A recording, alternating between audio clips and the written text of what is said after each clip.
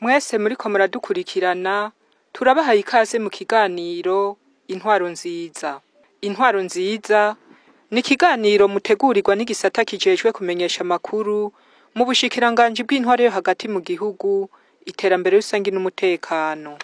Nk'uko twari tumaze iminsi tubashikiriza ibijanye n'ingendo umushikiranganji w'intwaro yo hagati mu gihugu, iterambere rusangi n'umutekano yagize mu makomine yagutse atandukanye. Uyu munsi naho tubashikiriza ibijanye n'inama yagirishije abenegihugu hamwe n'abarongoye abandi bo mu makomine yagutse ya Karusi, Shombo, Muramvya hamwe na komine yagutse ya Kiganda mu ntara yagutse ya Gitega. Intumbero y'iyo nama rero kukaba kwari gusanga ku kivi abarongoye abandi kugira ngo barabe aho bagejeje ibikorwa by'ubuzima bw'igihugu vya misi yose. Barahanahanye ivyiyumviro rero aho mbere banashikirije n'akari kababakiye. Akaba yarabayagiye cane ku kijanye n'imbona kazoza aho yaciye ababwira ishusho bipfuza y'Uburundi bwifashe mu mwaka wa 2040 igihugu giteye imbere mu mwaka wa 2060. Yongera abahamagarira gukunda igihugu, nayo ngo ivyo bakora vyose babikore ku neza y'abenegihugu. Mw'ijambo ry'ikaze buramatari w'intara ya Karusi yamenyesheje ko iyo ntara itekanye, mbere ngo n'abenegihugu bari ku kivi. Nyakubahwa umushikiranganji w'intwaro hagati mu gihugu, iterambere rusangi n'umutekano mu ntara zacu ya Karusi, aho yaramutse agendera amakomine 2 mashasha yavutse azoba ari mu ntara nshasha ya Gitega ariyo Karusi na komine Shombo. Azavuye muri komine Karusi mbonaho tugeze muri komine Shombo. Nyakubahwa umushikiranganji turabaha ikaze muri komine ya Shombo iri mu ntara ya kera ya Karusi ariko ikari mu ntara nshasha ya Gitega, nayo ikaba igizwe na komine Shombo yahora, komine Nyabikere, komine Gihogazi na zone Masambo yo muri komine Rugenyuzi. Intara yo mwagendereye nyakubahwa umushikiranganji yatekanye nta mutsi w'ishibere, abenegihugu bari ku kivi, bari mu mirimo itandukanye yo kwiteza imbere. Ubu turiko turabagarira ibigori twongera dutorera umuceri, n'abateye ibiharage barembera. Turiko turatangura kurima umuceri wo mu mwonga. Rero muri rusange mu mice yose abenegihugu bari ku kivi mu mice itandukanye, nta bidasanzwe mu ntara ya Karusi. Eka mbere ni mu ntara ya Muramvya ngo umutekano wifashe neza, ni nawo abenegihugu bariko barakamishamwo ibikorwa vy'iterambere ngo nta kidasanzwe kihari. Ivyo bivugwa na buramatari w'intara ya Muramvya. Kw'izina ry'abenegihugu mu ntara ya Muramvya turongoye, abari hano kumbure n'abatari ngaha, no mw'izina ryanje nyene munkundire duhe ikaze ryinshi nyakubahwa umushikiranganji w'intwaro hagati mu gihugu, iterambere rusangi n'umutekano kuri rino teka yongeye gutera akaza kutuganirira ivyubaka intara yacu ndetse n'ivyubaka igihugu. None rero muhize ibiganza tumwakirize amashi menshi. Intara ya Muramvya mwateye iteka, intara tekanye mu mpande zayo zose. Nta kibazo twovuga yuko nyamukuru twaba twisangije ahandi tutosanga. N'ikibazo canke kiriya cohaba twaba turi kumwe nabo dusangiye imirimo, tugaheza tukarabira hamwe ingene tubitorera inyishu. Kumbure ivyo baravyo bituregeye n'ivyo n'ahandi ku rwego vyoba bihari. Mu bijanye n'umutekano nta kidasanzwe, kiretse yuko ababa bakoze ibyaha bafatwa bagashyikirizwa ubutungane kandi mbere n'amakomite y'umutekano ahurikiyemo bose akaba ari ku kivi haba ari ku rwego rw'intara mu makomine no gushika ku itumba ari naco kumure twabonye cafashije mu kugabanya ubugizi bwa nabi cane cane mujanye n'ubusuma tubona yuko bwagabanutse urugero rushimishije. Umushikiranganji w'intware yo hagati mu gihugu iterambere rusange n'umutekano yaciye abanza kubashikiriza indamutso ya nyenicubahiro umukuru w'igihugu cy'u Burundi imbere yo kubabwira intumbero y'iyo nama.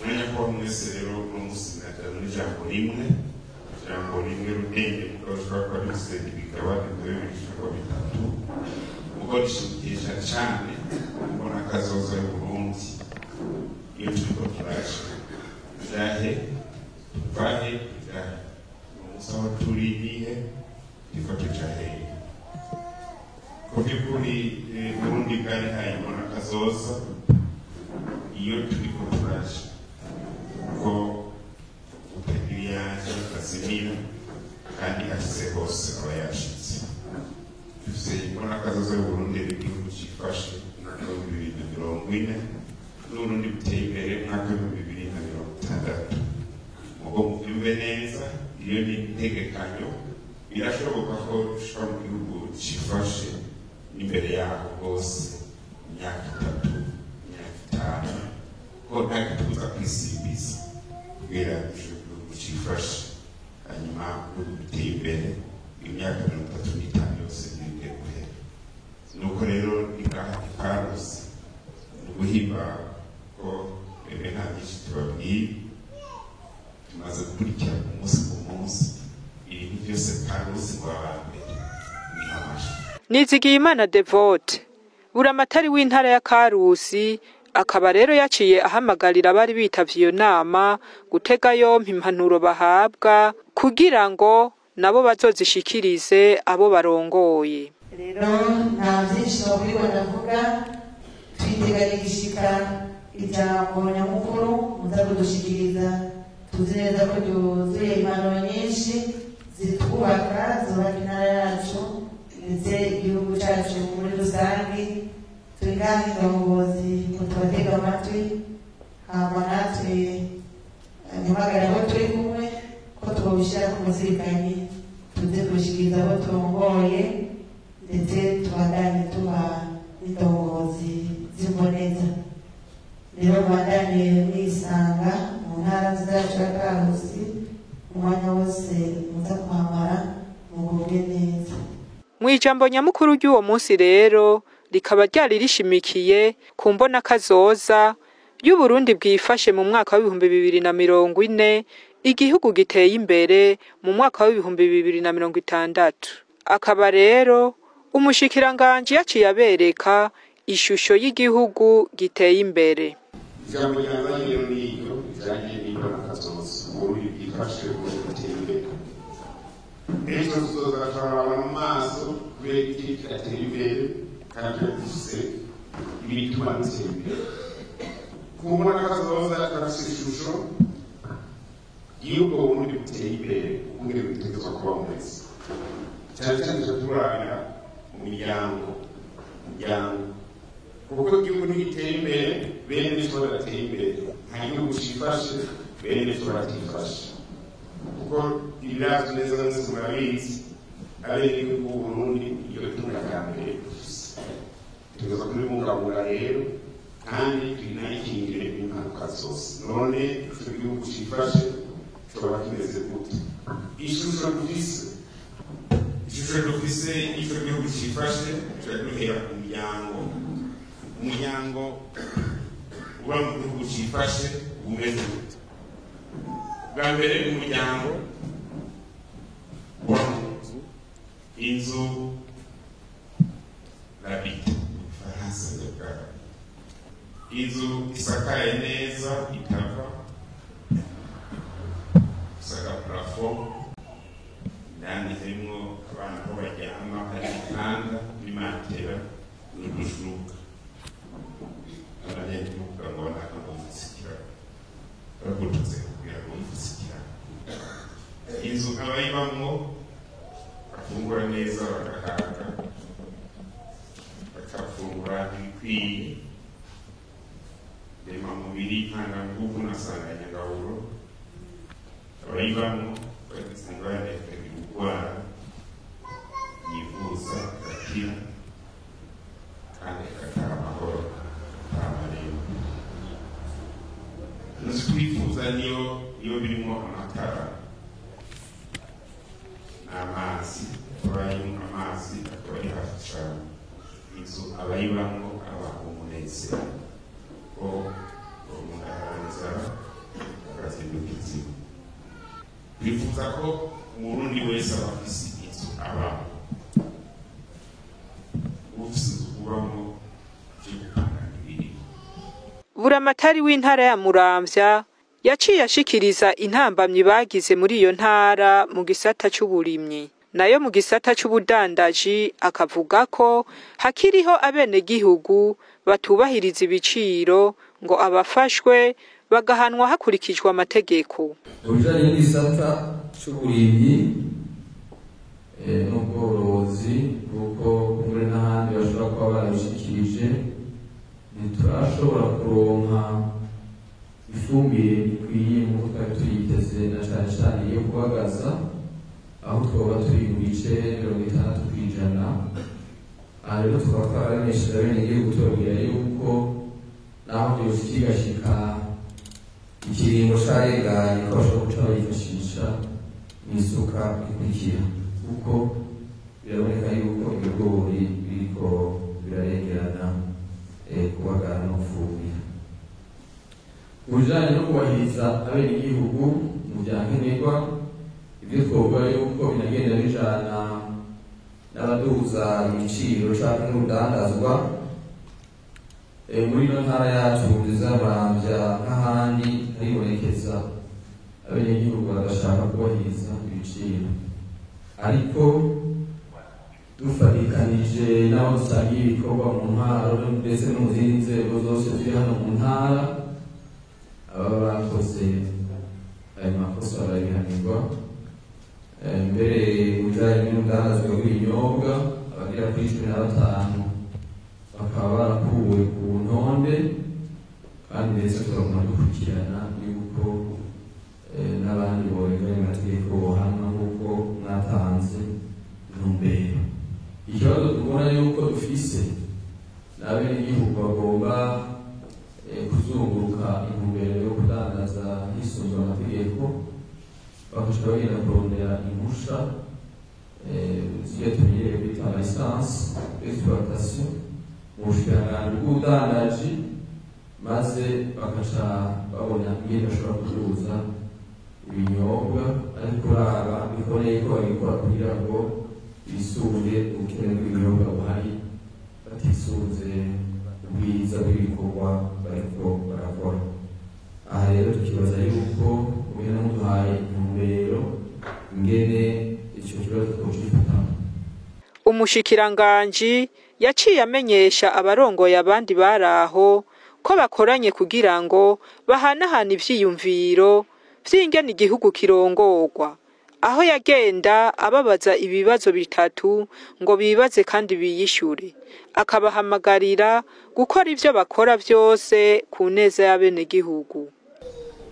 N'indongozi rero twakubwira tuteburana twebwe dufatiye n'ingingo twebwe nyene, kuko ibiti byadufashe mu mirimo twebwe nyene tuzoba turiko turahera abenegihugu tuzohamane, kuko wewe nimba uri muri ndongozi ibibazo bitatu ndababaza nibyo kwereka kuri ndongozi y'ukuntu ibibazo bitatu, kandi njye ntabwo nibaza bose wewe nk'indongozi abenegihugu urongoye aho urongoye uri kubajana bajanye n'indongozi y'abana b'ukazi abenegihugu b'ikazi bajanye ko bari nyuma yawe bakurikiye turatambuka wavaza n'abakurikiye bagiye bajanye muri yambo n'akazi z'iterambere cyangwa ni mu bindi.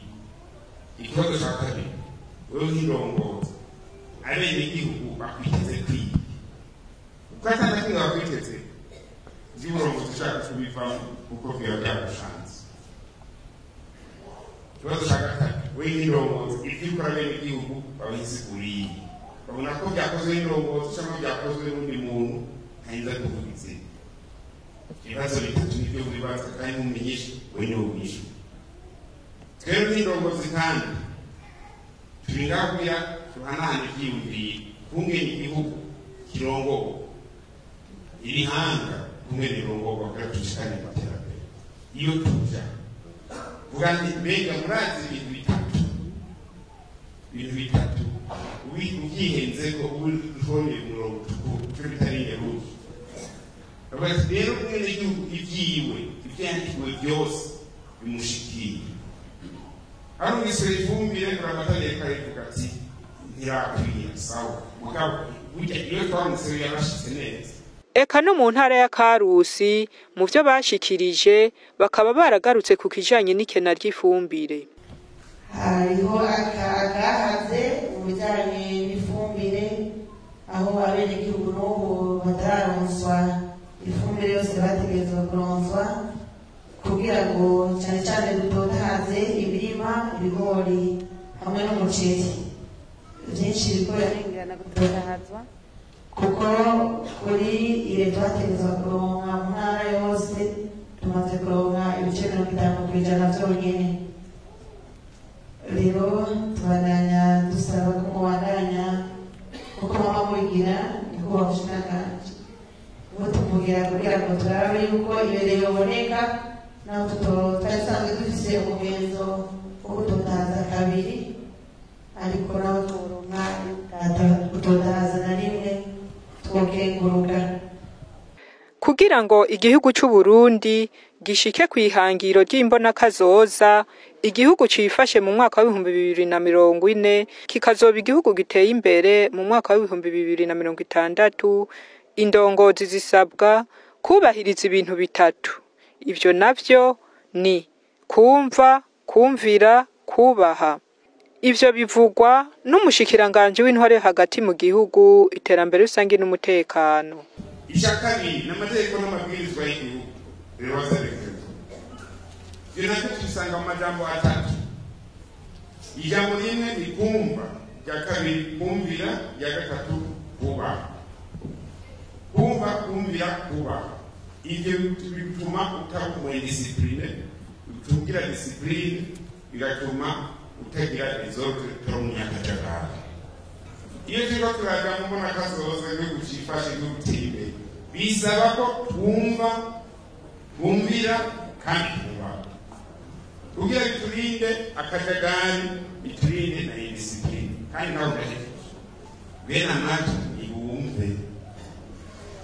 Nta gihugu na kimwe cyo gutera imbere kirimo indisipline, kirimo desordre. Ibyo byose twibaza ngo tuzotera imbere futi bije mu musaraba mu gihe tumva kumvira tubaha. Mu gihe imitwe iwacu ariko indisipline na desordre ibyo gukora byose ni zero mu kwihindura no guhenda. Akaba rero yaciye asaba abarongoye abandi kugira urunani rw'intamenwa mu kuja imbere yabo barongoye ngo birinde ababacanishamwo. Areba ikintu musabwa kidasanzwe.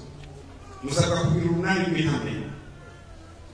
Mwereke abene igihugu ko muri ndongozi by'ukuri muje imbere bakurikiye. Niwo muca mwinyishu yakwirya ibibazo bitatu. Iyo uri kurabajana ibyo ukayibona gute cyangwa bakurikize mushobora kuri ndongozi y'ukuri. Kuko mugira urunani rw'intamenwa. Nyege abantu baza kubahendesha iby'ubwoko. Hariho ibintu byinshi baza bahendesha abantu iby'ubwoko iki. Nobana akabavuka ambaze barebare ngo bagufi. Ibyo akamaro bifise mu cyaro. Mugira urunani mubahane. Mubahane rero basubiye. Buramatari w'intara ya Muramvya yaciye ashimira umushikiranganje w'intware yo hagati mu gihugu iterambere rusange n'umutekano ngo kuko yabagirishije inama hageze ngo na cane muri kino gihe himirije amatora.